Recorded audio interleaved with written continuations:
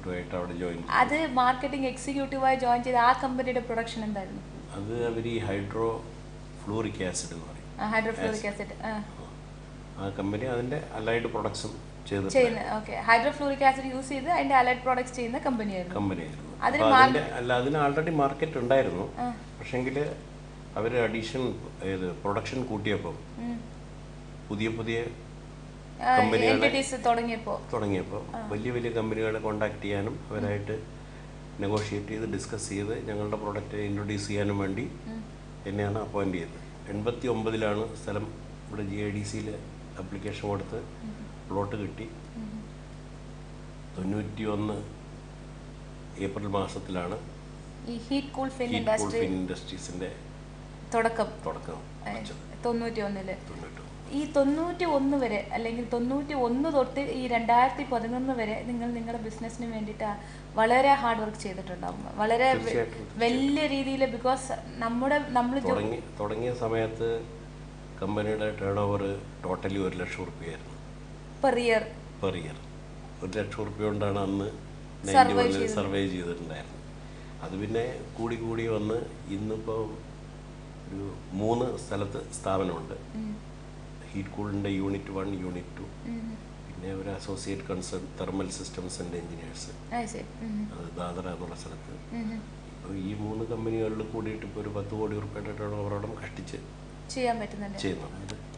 1994 95 എനിക്ക് ഓർമ്മയില്ല. കഞ്ചിക്കോട് ഒരു ഇൻഡസ്ട്രി സ്റ്റാർട്ട് ചെയ്യാന്നുള്ള ഒരു ഉദ്ദേശം വെച്ചിട്ട് ഞാൻ നാട്ടിൽ പോയായിരുന്നു. നാട്ടിൽ പോയി പാലക്കാട് ഈ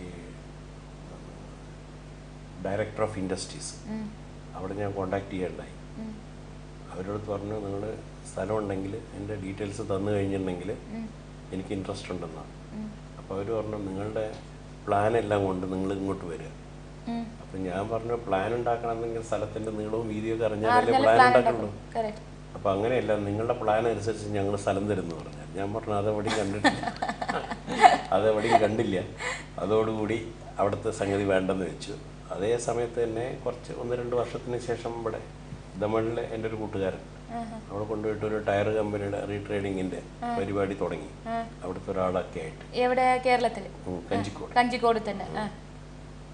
അദ്ദേഹം ഒരു 3 വർഷത്തോളം അവിടെ നടത്തി. ഒരുപാട് പൈസ ലോസായി. തിരിച്ചു വന്നത് വേണ്ടെന്ന് വെച്ചിട്ട്. ഇതാണ് നമ്മുടെ കേരളത്തിന്റെ സ്ഥിതി. തുടങ്ങണമെന്ന് ആഗ്രഹിച്ച് തുടങ്ങിയാലും തന്നെ അവർ കഞ്ചിക്കോട് സൈഡിൽ കുറച്ച് ലേബർ അണ്ടർസ്റ്റ് കുറവാണ് കേട്ടോ, കമ്പയറിംഗ് ടു അതർ പ്ലേസസ്. പക്ഷെ ലേബർ അണ്ടർസ്റ്റ് കുറവാണെങ്കിൽ തന്നെ ആ കഞ്ചിക്കോട് നിന്നാണല്ലോ ആ വലിയൊരു ഇൻഡസ്ട്രീനെ ഇപ്പൊ പൂട്ടിച്ചത്. നമുക്ക് കമ്പനിയിൽ കുറച്ച് പേര് വളരെ പാവപ്പെട്ടവർ അല്ലെങ്കിൽ ജീവിക്കാൻ വഴിയില്ലാതെ വരുന്നവർ മാത്രമേ ഈ ലേബർ അണ്ടർസ്റ്റിൽ നിൽക്കുന്നുള്ളൂ. ബാക്കിയുള്ളവർ കുറച്ച് എന്തെങ്കിലും പൈസ.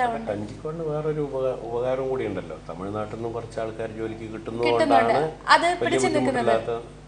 ശരിയാണ്. ഇപ്പൊ ഈ നമ്മുടെ ഈ നാട്ടിന്റെ സ്ഥിതി ഇങ്ങനെ പോകുവാണെങ്കിൽ നമ്മുടെ നാട് എന്താവും?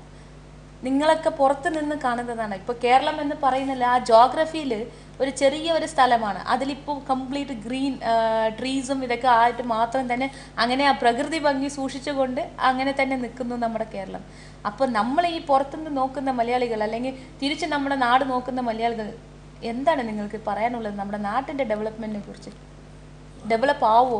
നാട്ടിന്റെ ഡെവലപ്മെന്റ് എന്ന് വെച്ചിട്ടുണ്ടെങ്കിൽ അവിടെ ഉള്ള ആൾക്കാരുടെ സ്വഭാവം, അവരുടെ മറ്റുള്ളവരായിട്ടുള്ള അപ്രോച്ച്, ഇത് മാറിയാൽ മാത്രമേ നാട് നന്നാവുള്ളൂ. സോ ആറ്റിറ്റ്യൂഡ് മാറണം. ആറ്റിറ്റ്യൂഡ് കംപ്ലീറ്റ് ആയിട്ട് മാറണം. അതുകൂടാതെ ഗവൺമെൻറ് തലത്തിൽ തന്നെ, അതായത് രാഷ്ട്രീയം ഇൻഡസ്ട്രിയലിൽ നിന്ന് എടുത്തു മാറ്റണം. അതായത് രാഷ്ട്രീയക്കാരും തന്നെ ഇൻഡസ്ട്രിയൽ സെറ്റപ്പിൽ ഇടപെടാൻ പാടില്ല എന്നുള്ളൊരു കണ്ടീഷൻ വരികയാണെങ്കിൽ കേരളത്തിൽ ഒരുപാട് ഇൻഡസ്ട്രീസ് വരാനും, ഗവൺമെൻറ് എങ്ങനെയായിരുന്നാലും അവിടുത്തെ ഗവൺമെൻറ് ഈ വരുന്നവർക്ക് എല്ലാ സഹായങ്ങളും ചെയ്തു കൊടുക്കണം. ധനസഹായം മാത്രം പോരാ, അതിൻ്റെ കൂട്ടത്തിൽ തന്നെ മോറൽ സപ്പോർട്ടും അവർ കൊടുക്കാന്നുണ്ടെങ്കിൽ മാത്രമേ ഇവർക്ക് എന്തെങ്കിലും പോകുന്നവർക്ക് വല്ലതും ചെയ്യാൻ പറ്റൂ. അത് നമ്മൾ ചെറിയ രീതിയിൽ തന്നെ തുടങ്ങാനാണ് ആദ്യം ഉദ്ദേശിച്ചെങ്കിൽ തന്നെ ഇനീഷ്യലിൽ തന്നെ ഇങ്ങനെയുള്ള പ്രശ്നങ്ങൾ വരുമ്പോൾ വലിയ രീതിയിൽ വരുന്ന സമയത്ത് എന്തായിരിക്കും മൾട്ടിപ്ലൈ ആവും. സാർ ഇപ്പൊ പറഞ്ഞു, ഇപ്പൊ ഈ ഇടയ്ക്ക് തന്നെ ഒരു വാർത്ത ഞാൻ വായിക്കുകയുണ്ടായി. അതായത് ചരക്ക് കപ്പൽ കേരളത്തിൽ കൊച്ചി തുറമുഖത്തെത്തിയപ്പോൾ അവിടുത്തെ ജോലിക്കാരെന്തോ സ്ട്രൈക്കിലാണെന്നും പറഞ്ഞ് അതേതോ തൂത്തുക്കുടിയിൽ കൊണ്ടുപോയപ്പോൾ ഇവിടെ 3 ദിവസം കൊണ്ട് ഇറക്കുന്ന സാധനം അവർ 1.5 ദിവസം കൊണ്ട് അത് കംപ്ലീറ്റ് ആക്കി ഇറക്കുകയും ചെയ്തു. പിന്നെ ഇവിടെ എന്ന് വെച്ചിട്ടുണ്ടെങ്കിൽ 10 ചാക്കേ വെക്കുള്ളൂ, അതിൻ്റെ മുകളിൽ വെക്കണമെങ്കിൽ എക്സ്ട്രാ പൈസ വേണം.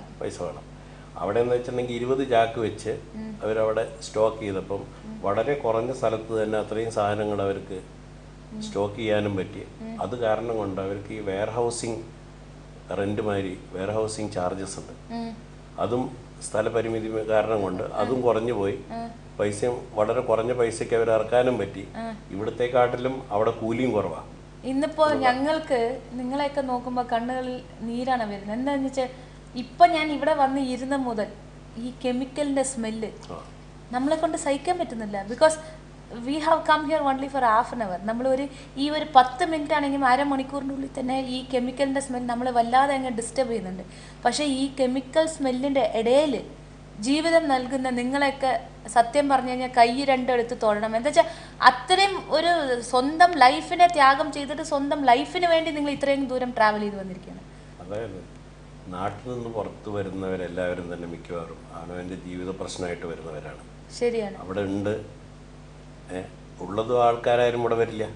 ഇപ്പോൾ പൂർവികന്മാർക്ക് ബിസിനസ്സോ അല്ലെങ്കിൽ പരമായിട്ടുള്ള വല്ല കാര്യങ്ങളും ഉണ്ടായി അതങ്ങ് നോക്കി നടക്കുന്നവരാണ് മിക്കവാറും പൈസ ഉള്ളവർ. അല്ലാത്തവരാണ് ഈ പുറത്ത് വരണത്.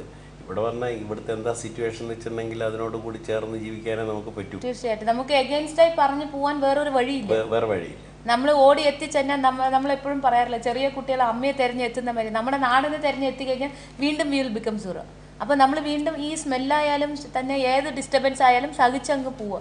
ഇപ്പം വെച്ചിട്ടുണ്ടെങ്കിൽ ഇതെല്ലാം രജിസ്റ്റേർഡ് ആയിപ്പോയി. ഞങ്ങൾക്കൊന്നും അത്ര എളുപ്പമൊന്നും അസുഖം വരുന്നില്ല. അല്ല, എനിക്ക് ആ ബുദ്ധിമുട്ട് തോന്നുന്നുണ്ട്. ഇപ്പം ഞാനിപ്പോൾ വന്നത് തൊട്ട് ഈ അരമണിക്കൂറിൻ്റെ അകത്ത് ഞാൻ ഫീൽ ചെയ്യുന്ന ആ ഒരു വിമിഷ്ടമുണ്ടല്ലോ, ആ കെമിക്കലിൻ്റെ ആ ഒരു ഗന്ധം, അത് സത്യം പറഞ്ഞാൽ ശരിക്കും പാവം തോന്നുന്നു നിങ്ങളെയൊക്കെ കാണുമ്പോൾ. ഈ ഇടയ്ക്ക് വാപ്പി 6th most polluting place in the world എന്നുള്ളൊരു റിപ്പോർട്ട് വന്നിട്ടുണ്ടായിരുന്നു. 6th most polluting place in the വേൾഡിൽ. പക്ഷെ അത് പിന്നീട് അത് തെറ്റായിട്ട് കൊടുത്തായിരുന്നു. അത്രയില്ല, ഒരു 8th or 9th പ്ലേസിലായിരിക്കും അല്ലേ, കുറച്ച് പുറകോട്ടാണ്.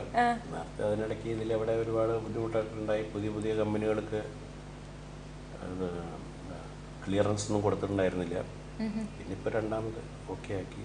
പൊല്യൂഷൻ കൺട്രോൾ ബോർഡെല്ലാം വളരെയധികം സ്ട്രിക്റ്റായി പെരുമാറാൻ തുടങ്ങി. ഡിസ്ചാർജ് എല്ലാം വളരെയധികം നോക്കാനും. ഇപ്പോൾ ഇവിടെ മാക്സിമം ഉള്ളത് കെമിക്കൽ കമ്പനികൾ തന്നെയാണോ? അതെ, മാക്സിമം കെമിക്കൽസ് തന്നെയാണ്.